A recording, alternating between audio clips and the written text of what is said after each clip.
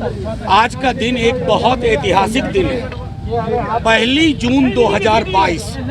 आज तकरीबन 12-14 वर्षों से जो लड़ाई लड़ी जा रही थी, हमारे राष्ट्रीय अध्यक्ष लालू जी ने सदन से लेकर सड़क तक जिसकी वकालत की, पैरोकारी की, आज वो सफलीभूत हुआ है। थोड़ा टाइमलाइन देखिए।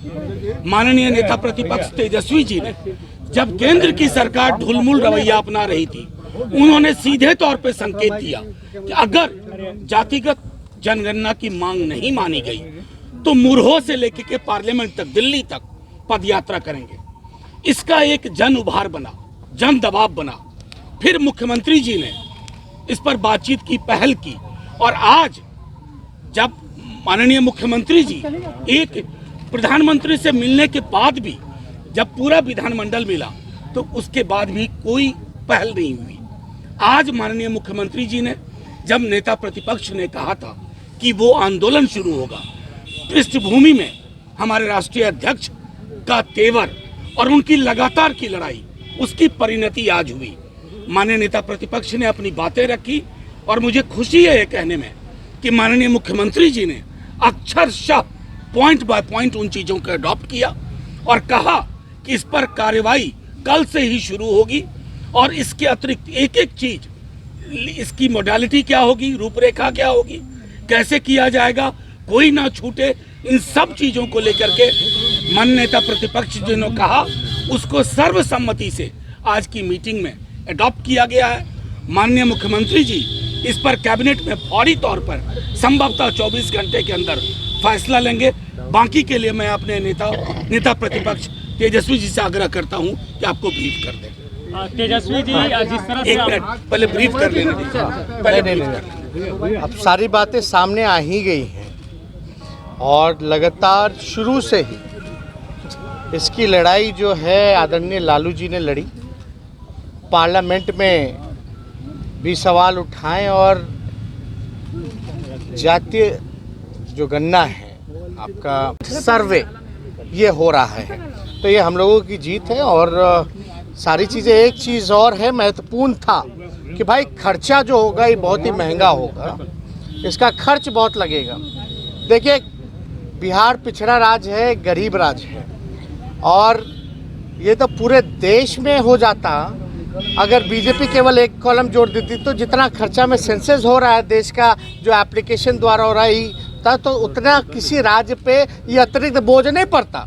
अगर एक कॉलम ही माना था, बिहार में मान गई तो देश में मानने में क्या जरूरत, कौन सी बुराई थी भाई।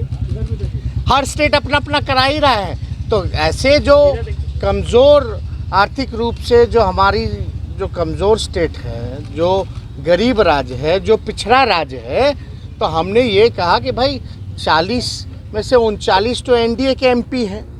40 में से 39 जब एनडीए की एमपी है, यहाँ भाजपा 4 ही है, हम लोगों की संख्या राज्यसभा में है और एक कांग्रेस के लोकसभा में है, तो हम लोग जो है इस बात को पार्लियामेंट में उठाएं और ये भी मांग करें कि भाई जो खर्चा जो होगा वो भारत सरकार व्यय करे। भाई आप स्पेशल स्टेटस की बात करते हैं, स्पेशल पैकेज की बात करते हैं, और यहाँ डबल इंजन की सरकार है, आपको 40 में से 39 एमपी जिताया है, तो राज्य सरकार तो इसकी शुरुआत कर रही है, वह करेगी ही करेगी, लेकिन मदद करने के लिए भारत सरकार को इसमें आर्थिक रूप से सहयोग करना चाहिए।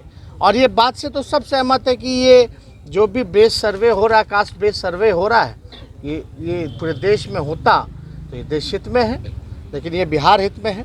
तो इससे और कोई जुड़ा हुआ अगर आप लोगों का सवाल है तो हम जो है, गिरिराज सिंह ने कटिहार में एक बयान दिया है, बीजेपी ने क्या किया, सर्वसम्मति नहीं, जब हाउस से ही 2 बार पारित हो गया तो क्या कहेंगे।